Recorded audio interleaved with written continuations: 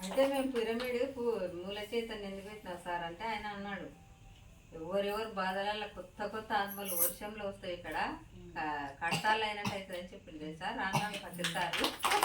అదే మనం పట్టుకొని చేసేది లక్ష్మీనారాయణ మీరు మొత్తం ఊర్లలో తిరిగి 1000 పిరమిడ్లు కట్టేయాలి అన్నాడు. అందుకే మనం తిరిగి కట్టియాలి, ఆ ఊరు నిలబడుతుంది. మళ్ళీ బ్రహ్మంగారు అనేది కరెక్ట్ అయింది, మన బ్రహ్మర్షి అనేది కరెక్ట్ అయింది, మనం తిరిగేది కరెక్ట్ కావాలి. అప్పుడు మన అకౌంట్ ఆయన దాంట్లో ఉంటుంది, వాళ్ళ అకౌంట్ మన దాంట్లో ఉంటుంది.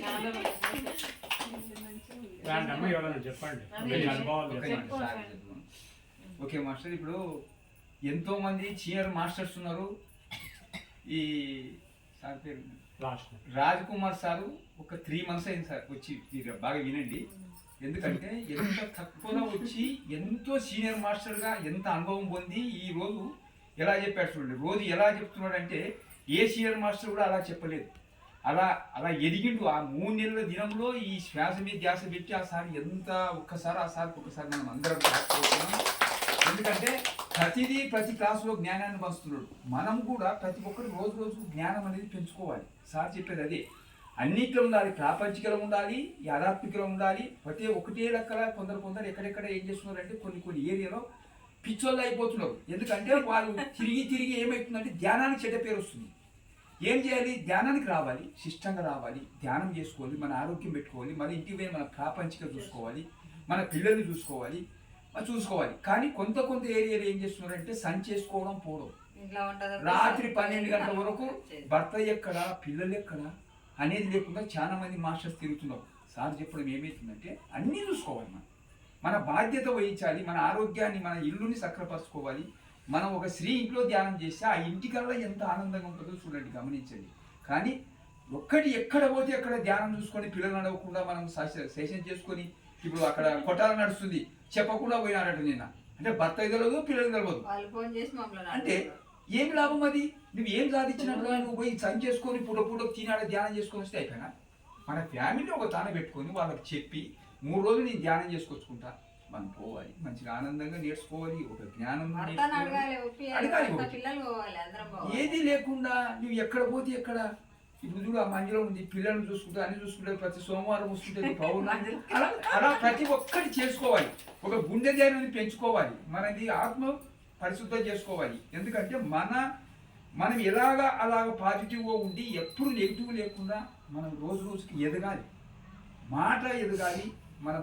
మనము ఇంట్లో ఉండడం కూడా ఒక సిస్టంగా మారుతారు. మనం ఎలా స్త్రీ ఇంట్లో మంచిగా మారితే మన పిల్లలు మంచిగా ఎలాగైనా మన పాజిటివ్ అయిపోతున్నారు. ఎందుకంటే ఒక స్త్రీ ఏమన్నాడంటే మన పత్రిజీ, ప్రతి ఇంట్లో స్త్రీ ధ్యానం చేయాలి బాబా. ఫస్ట్ స్త్రీ ధ్యానం చేసినట్టే కుటుంబం అంతా ఎదుగుతుంది. అంటే ఈ రాజ్ కుమార్ సార్కి నేను ఏం చెప్తున్నా అంటే ఎంతో అభినందనలు అభినందిస్తున్నా ఆయన. ఎందుకంటే తక్కువ పీరియడ్లో ఇంతమంది నేను 5 సంవత్సరాలు ధ్యానంలో చూస్తున్నా, ఎవరి ఎదగలే ఇట్లా. ఆయన వచ్చి ప్రతి క్లాస్ని అబ్జర్వ్ చేస్తాడు. ఏదైనా ఒక జ్ఞానం అనేది, ఎందుకంటే ఫస్ట్ నుంచి జ్ఞానం ఆయనకి పుట్టుకతోనే వచ్చింది ఆయన.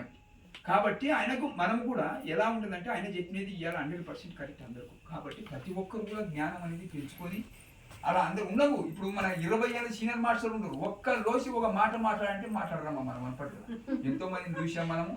ఎందుకంటే ప్రతి ఒక్కరు రోజు మనం చూడు, ఇప్పుడు నువ్వు ఒక మాట ఇంకా అందరూ మాట అంతా నేర్చుకుంటుంటారు అనమాట, జ్ఞానం పెరుగుతుంది. సరే అది కాదు, ఇంట్లో గెలిచి ఫస్ట్ మన కుటుంబం కానుంచి మన కుటుంబంలో మన భార్య పిల్లల్ని. ఇప్పుడు ఇంకోటి, మనం ధ్యానంకి వచ్చినాం, భార్య వచ్చింది, భర్తను తీసుకురావాలి, భర్త వచ్చిండు, భార్యను తీసుకురావాలి. అయితే ఇంకోటి, అప్పుడు ఎవరి మీద ఎవరికి కోపాలు ఉండవు. ఎందుకంటే ఒక్కటి చేస్తే ఏం చేస్తాయంటే, నేను పండుకుంటే ఏమి ఎప్పుడు ఏదో పెడుతుంది, ఎందుకు నాకు ఇట్లా అని చెప్పి ఆమె తిట్టుకుంటుంది, ఆమె తిట్టుకుంటారు. ఈ వల్ల ఎందుకు, ఆ వల్ల లేకుండా ఉండాలంటే భర్త వచ్చిందా భార్యను తీసుకొస్తే అయిపోతుంది, భార్య వచ్చిందా భర్తను తీసుకొని వస్తే. ఇప్పుడు ఎందుకంటే మాసం పిల్లల ముందుకు ఒక్కసారి తీసుకొచ్చామనుకో, మేమే చెప్తాం, ఆ రోడ్డు వాళ్ళే మారుతారు ఆటోమేటిక్గా. అది కానీ అర్థం చేసుకుంటారు సార్ వాళ్ళు, ధ్యానంలోకి వచ్చినాక మనం మాటలకు అర్థం చేసుకుంటారు.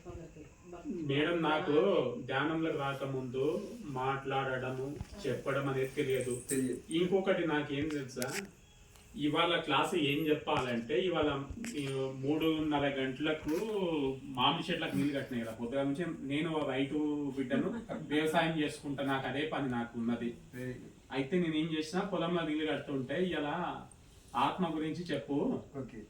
ఉమ్, ఆయన కాదు, ఆయన ఇన్నర్ లో మాస్టర్లు చెప్తారు. మాస్టర్లు వచ్చి ఇప్పుడు నీకు పూర్ణాత్మ అంటే తల్లి, విశ్వం అంటే తండ్రి, ఇది ఎవ్వరికి తెలియదు, ఈ విషయం చెప్పు నీకు ఎందుకంటే నీకు కొద్దిగా జ్ఞానం ఉంది కాబట్టి నీకు చెప్పాలని చెప్పి మమ్మల్ని పంపించుకోండి.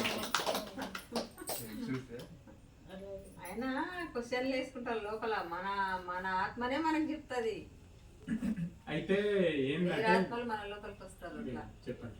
అయితే ఇంకొక విషయం చెప్తానండి, బయటి విషయాలు మొత్తం ఆపేసి నువ్వు సైలెంట్ గా ఉంటే లోపల ఉన్న మైండ్ అప్పుడు స్టార్ట్ చేస్తుంది. ఇప్పుడు ఫస్ట్ మనము బయట ఏం తెలుసా, ఈ కొన్ని విషయాలు ఉంటాయి. అయితే మీకు ఒక విషయం, ఎందుకంటే ఆడవాళ్ళకు కొద్దిగా బాధ అనిపించచ్చు, కానీ నేను మాట చెప్తానండి, మీరు జోలి పెట్టారు చూడు మాటలు, మీరు కలిసిందనుకో, ఈ చీర ఆడాలన్నావు, ఆ జాకెట్ బాగుంది, ఆ శివలకమ్మలు బాగున్నాయి, ఇప్పటి నుంచి అది మానుకొని ధ్యానం చేయడం వల్ల నాకు కొంచెం మంచిగా ఉంది, నీవు చేస్తావా అని చెప్పి ఇటువంటి మాటలు మాట్లాడుతుంది. బయటకు వస్తే ఎవరన్నా మాట్లాడరు అంతే.